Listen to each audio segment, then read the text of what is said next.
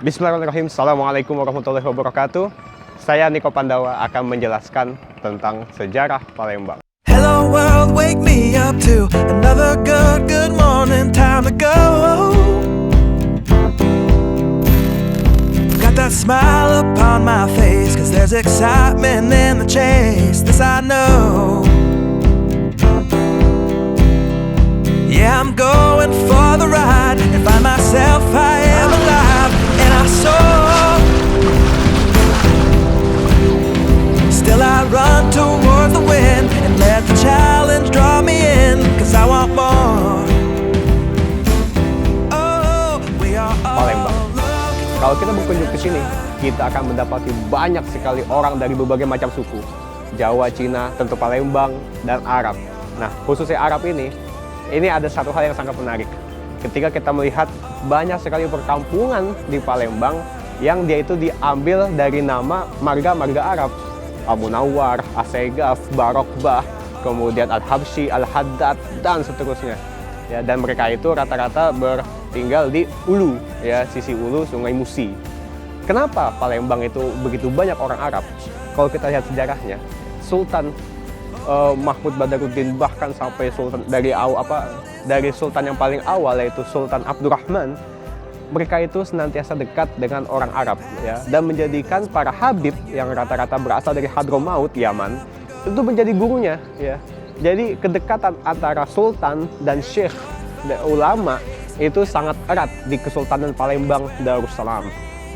Dan kita melihat misalkan di makam-makamnya, itu makam Sultan Palembang dan makam syekh dari Arab atau dari habib itu selalu berdampingan. Baik makam-makam yang ada di Kawah Tungkerep, ya, kemudian di mana, bahkan sampai makam Sultan Badaruddin kedua di Ternate itu berdampingan dengan orang Arab. Kalau kita melihat data dari arsip Belanda, Sultan Mahmud Badaruddin kedua yang kita kenal wajahnya ada di duit 10.000 yang lama, begitu dekat dengan para habib, ya. Beliau itu menikahi anak-anak perempuannya dengan para habib yang tinggal di Palembang.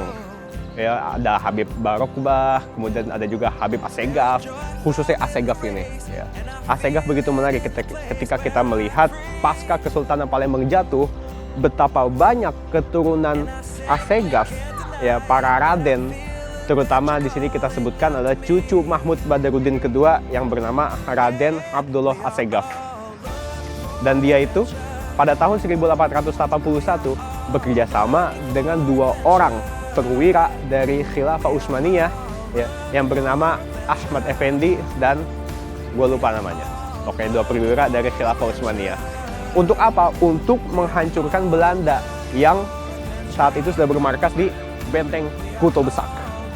Benteng Kuto Besak soalnya cuma dari sini nggak kelihatan. Gitu.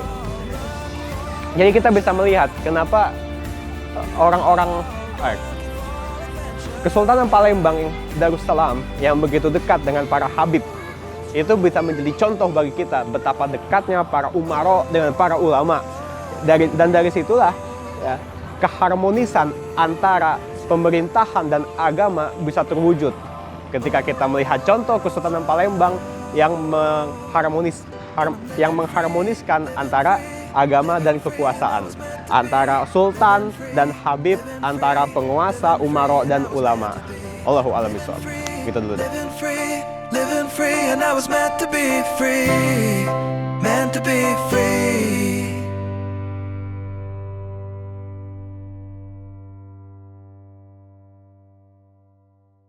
Disebutkan orang-orang Arab di Palembang itu mencapai jumlahnya itu, gua harus nyontek dulu, ya. Gak apa-apa kan? Anjir. Oh, mantap.